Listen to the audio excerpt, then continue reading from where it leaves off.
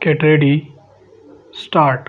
Mr. President, when I received your invitation to inaugurate this, the 39th annual session of the Federation of Indian Chambers of Commerce and Industry, I was somewhat hesitant in accepting it. I was aware that since independence, each annual session of the Federation has been inaugurated by the Prime Minister. This, in fact, was the main reason for my reluctance. These annual meetings are beginning to become almost a ritual, and I am not much of a believer in rituals.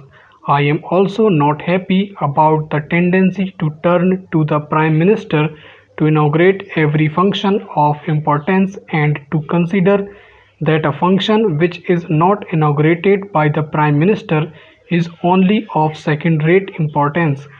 I feel strongly that other cabinet ministers, as also people in public life outside officialdom, should perform such functions far more frequently than they are at present doing. Your experience will always be useful. Within the ranks of industry, the younger group feels that it is not fully playing its part. I have often spoken of my intention to keep in touch with the younger generation. I am calling together some younger industrialists, technicians, and managers from both the private and public sectors to discuss concrete and specific problems within the board framework of our basic objectives. It will be a sharing of thought and perhaps evolving of new ideas. Dynamic changes are needed now in attitudes and functions.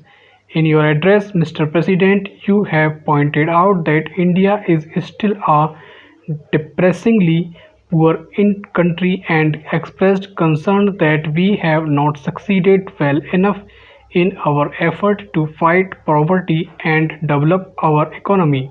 Poverty is indeed the central problem facing us, and it is the way in which we set out to tackle it that we as a nation will be judged. It is a long and arduous battle that we have to wage. It calls for clarity of purpose, for determination, for unity. It demands of us all the perseverance, the discipline, the hard work of which we are capable. Slowly and steadily we shall be building a new and progressive nation in which even the poorest in our country will be able to enjoy a minimum level of living. There will be fuller employment, more widespread facilities of education and health, greater opportunities for youth, and less inequalities of income and wealth. After you had shown so clear a recognition of the challenge of our situation, I was a little disappointed, Mr. President, to hear you suggest that we should be well advised to have a smaller fourth plan. After a detailed analysis of all the relevant considerations and a recognition of the limits of the possibilities open to us, one may come to any conclusion about the size of the plan. But to suggest and propagate that a smaller plan is desirable for its own sake and that it may even help in our fight against poverty is not convincing. There is no question in my mind that we have to mobilize our resources to the limit of our capacity and use these human and material resources in a coordinate and efficient manner. If we shirk the responsibility and seek to cover it up by phrases, we shall be merely paying lip service to the cause of the common man. It is not with caution and circumspection that we can win the war against poverty, but by our capacity to take risks and to accept burdens and responsibilities.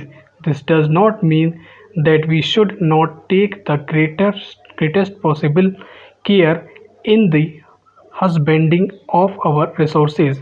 I am anxious to seek advice on the methods by which we could achieve a higher rate of growth in our economy and ensure better performance in every sector of our activity with lower investment or input of resources in general. I do not deny that our performance in the recent past has fallen short of our expectations.